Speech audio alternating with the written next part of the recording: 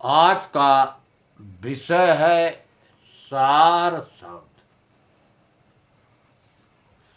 सार शब्द है क्या?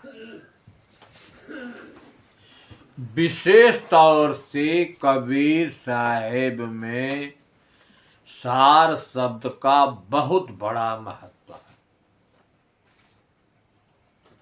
अन्य पंथों में सार शब्द का वैसा कोई महत्व नहीं है, लेकिन कबीर साहब के अनुयायी में मत में सार शब्द का बहुत बड़ा महत्व है। सार शब्द जाने बिना कागा हंस न हो, इतना बड़ा महत्व कि सार शब्द को वह जान जाएगा तो कौवे से हंस हो जाएगा।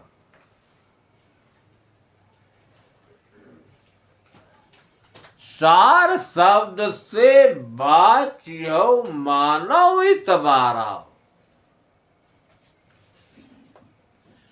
कहे कि सार शब्द से ही तुम बच सकते हो, मेरा इत्मीनान मानो, मेरा एतबार। तो वास्तविकता में सार शब्द है क्या? फिर लेख है कि नर पशु पक्षी कीट पतंगा सार शब्द सब ही के संग। यहां साखी में है, चाहे अंडज खानी हो, चाहे पिंडज खानी हो, चाहे उखमत, सार शब्द सबके संग है। तो वह सार शब्द है क्या? अगर विचार करते हैं, शब्द का संबंध प्रकृति से है। यह शरीर प्रकृति के तत्वों से बना है। इसको कहीं असार भी कहा जाता है और शब्द भी कहा जाता है और प्रकृति भी कही जाती है, माया भी कहा जाता है, अनेक नामों से। और इसमें रहने वाले को कहीं सार शब्द से प्रयोग किया गया है, कहीं आत्म शब्द से, कहीं ब्रह्म शब्द से, कहीं अनेक नामों से एक को ही प्रयोग किया। अब विचारने बात है कि हम शरीर तल पर देखें, इसमें जो 5 तत्वों का बना शरीर है, उसको शब्द से संबोधन किया गया और इसमें रहने वाले, इसमें जो रहने वाला चेतन है, आत्मा है, उसी को सार से। कबीर साहब ने कहा कि सार सार को गही रहे, थोथा दे उड़ा। थोथा का मतलब प्रकृति माया, सार का मतलब होता है चेतन। कहे चेतन को गा लो, सार को छोड़ दे। वही अगली साखी थी कि सार शब्द से बाची हो, मानो इतबारा हो। तो सार शब्द का मतलब होता है चेतन, आत्मा, जीव। अगर इसमें तुम्हारी स्थिति बन गई, इसको तुम जान लिया कि क्या सार है, क्या यह सार, तभी माया के फंदे से बच सकते हो। और जब तक नहीं जानोगे सार को, असत को ही तुम सत मानकर उलझ जाओ।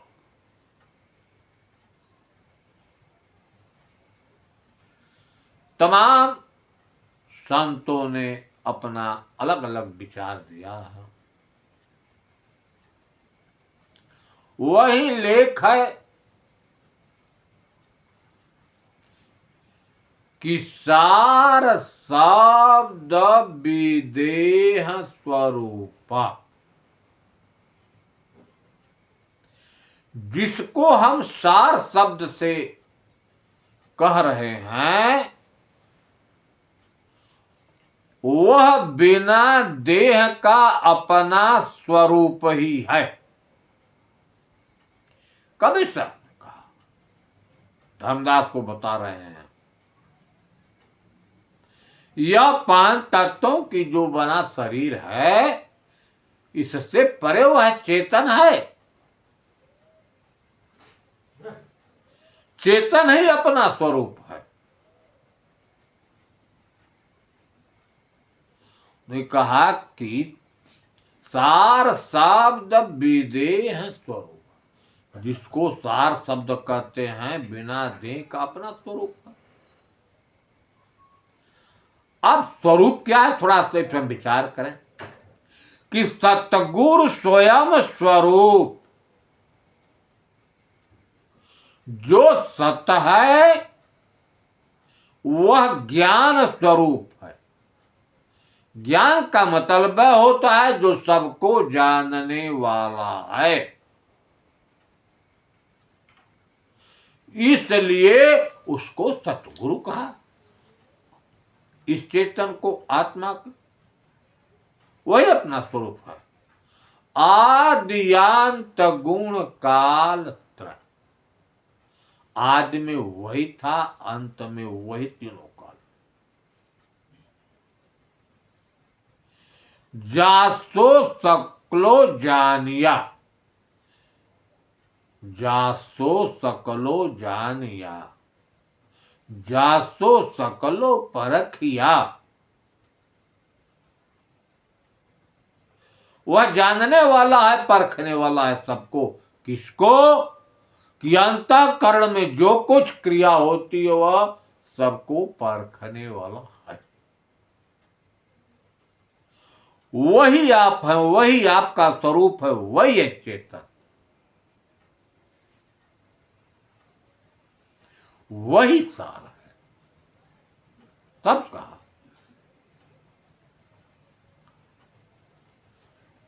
सार शब्द विदेह स्वरूपा, जिसको हम सार शब्द से कहते हैं, उसी को सतगुरु नाम से कहा जाता है, आत्म नाम से कहा जाता है, ब्रह्म नाम से, साक्षी नाम से, दृष्टा नाम से, अनेक नामों से कहा जाता है। निहय अक्षर, वही रूप, उसको निह अक्षर कहा गया। उसके रूप की कोई उपमा नहीं। अब निहक्षर क्या है, इस पर विचार करना है। क्षर, अक्षर और निहक्षर 3 भागों में विभाजित हो जाता है। क्षर काया को जानिए, यह 5 तत्वों की जो बनी शरीर है, काया है, वह नाशवान है। अक्षर सोहम जान, इसमें रहने वाला जो आत्मा है, जीव है, सोहम, सो मन वह अहम, मैं, कोई दूसरा नहीं। इसको सोहम, कहा निहय अक्षर श्वासार रहित। निहय अक्षर का मतलब होता है जिसका कभी क्षर न हो। अक्षर का मतलब होता है नहीं क्षर, इसका भी कभी नाश नहीं होता। लेकिन जो सर्वव्यापक सत्ता है वही इस शरीर में है, क्योंकि जो स्थिति चेतन की एक शरीर में है सभी शरीरों में, इसलिए उसको निहय अक्षर कहा गया है। वही निहय अक्षर हर घट में है। दूसरे तरफ देखें, नष्टे का राज है, न फरक बरते टेक, असार शब्द टकसार है, हृदया माही। नष्टे का राज है, जो चीज नाशवान है वही दिखाई दे रहा है। हम उसके गुलाम हैं, माया है। हमारी स्थिति है, लेकिन साहब ने कहा न फरक बरते टेक, सार शब्द टकसार है, हृदया माही विवेक। सार टकसार क्या है? कहा कि जिसको सार शब्द है वही टकसार है, जिससे सारी सृष्टि उत्पन्न हुई है, जो सारी सृष्टि का नियामक है। हर घट में वही है, इसलिए इसी आत्म तत्व को, चेतन तत्व को टकसार नाम से कहा। कुछ लोग ऐसे हैं कि अ को सार शब्द मानते हैं, कोई ओ को सार शब्द मानता है, कोई सोहम को सार शब्द मानता है, कोई ओहम को सार शब्द मानता है। आपने देखा, चाहे ओ हो, चाहे अ हो, चाहे ओम हो, चाहे ओहम हो, चाहे, इनको जन्मदाता यही मानव है, मानव का बनाया हुआ है।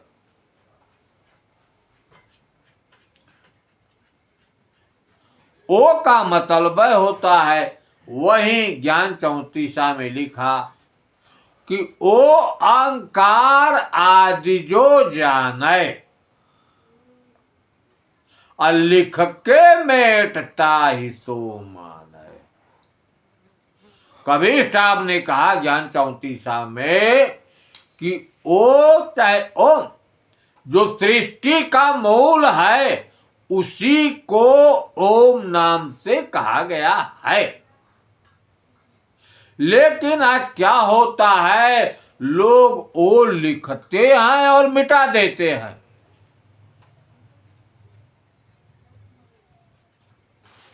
ओ अहंकार कहा सब कोई, सभी लोग कहते हैं, लेकिन जिनयह लखा सो बिरला हो, कोई बिरला ही लगता है कि ओम जो है सृष्टि की पहले जो था है रहेगा, उसी को ओम सबसे कहा। ओम करार्थ परम ब्रह्म, सुखम सर्वात्मकम विभु, अक्षराणाम विचारेण य लप्त्वा मोते। ओम का मतलब होता है, ओंकार का अर्थ कि वही परम ब्रह्म है, वही सुख स्वरूप है, वही सबका आत्मा है। अब विचारने बात है कि लोग ओम कहते हैं लेकिन ओम का भाव यथार्थ में प्रदर्शित नहीं कर पाते कि इसी आत्मा को, चेतन को ही ओम नाम से कहा गया है। इनको कहने वाला यह मानव ही है, लेकिन लोग ओ को ही सार शब्द मानकर ओ रखते। कोई सोहम सोहम कहता है, कोई ओहम। यथार्थ में सार शब्द जो है अपना स्वरूप ही है, वही चेतन है। सार शब्द से जानिए आत्म चेतन जीव, अज्ञान है ताकर नित्य गुण, अघट घट में अनुभूत। कबीर साहब ने वास्तविकता में सार शब्द का प्रयोग, इसमें जो स्थित चेतन है, आत्मा है, जीव है, इसी को सार शब्द से कहा है। लेकिन लोग अक्षर ओ ओम ओहम सोहम को ही सार शब्द